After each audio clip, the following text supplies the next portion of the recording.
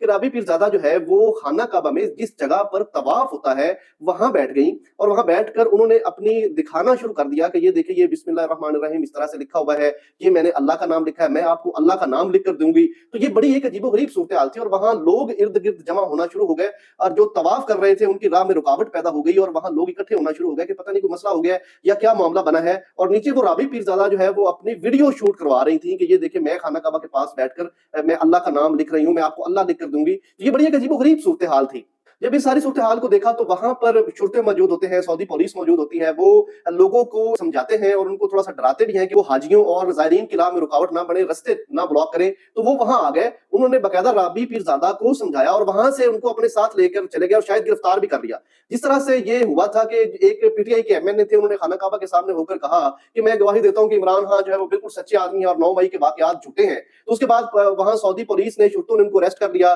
پکڑ لیا اور وہ لے کر چلے گئے۔ اور بعد میں پھر انہوں نے اپنا انٹرویو جب ریکارڈ کروایا تو انہوں نے بتایا کہ مجھے جب یہ وہاں سے شرطے لے کر چلے گئے تو مجھے ایک رات اور ایک دن حوالات میں وہاں بند رکھا اور پھر اگلے دن میری رہائی ہوئی۔ مجھے نہیں پتا کہ رابی پیرزادہ کو اس طرح سے اریسٹ کر لیا گیا ہوگا، لیکن یہ وہاں کا قانون ہے کہ جو بھی وہاں جو ہرڈل پیدا ہوتی ہے یا جو اس طرح کے معاملات ہوتے ہیں وہ ان لوگوں کو باقاعدہ طور پر پکڑ لیا جاتا ہے۔ تو رابی پیرزادہ جیسی پڑھی لکھی خاتون جن دنیاوی علم بھی رکھتی ہیں اور پھر ان کو دین کا بھی علم ہے، تو اس طرح کی ایک غیر مناسب اور عجیب و غریب، وہ بھی مطاف کے اندر خانہ کعبہ کے بالکل ساتھ، اور اس طرح کی حرکت کرنا اور طواف کرتے لوگوں کی راہ میں رکاوٹ بننا، یہ ان کو زیب نہیں دیتا۔ جب یہ ویڈیو سوشل میڈیا صارفین نے دیکھی تو ان کو تنقید کا نشانہ بنایا گیا، بلکہ سعودی عرب کے لوگوں نے کہا کہ پہلے ہمیں بیکاریوں سے نپٹنا مشکل ہے اور اب اداکاروں کو بھی لگتا ہے پابندی لگانی پڑے گی کہ وہ اس طرح کے کام یہاں آ کر کرتے ہیں۔ اور یہ ایک بڑی مزہ خیز بات ہے کہ دنیا میں ایسی مثال نہیں ملتی کہ پاکستان کے وزارت داخلہ کو باقاعدہ سعودی حکومت نے ایک لیٹر لکھا، ایک مراسلہ بھیجا کہ بھائی آپ جو ہے عمرہ زائرین بھیجیں، نہ کہ بیکاریوں کو ہماری طرف بھیجیں، ہم بیکاریوں کو پکڑ پکڑ کر تھک چکے ہیں۔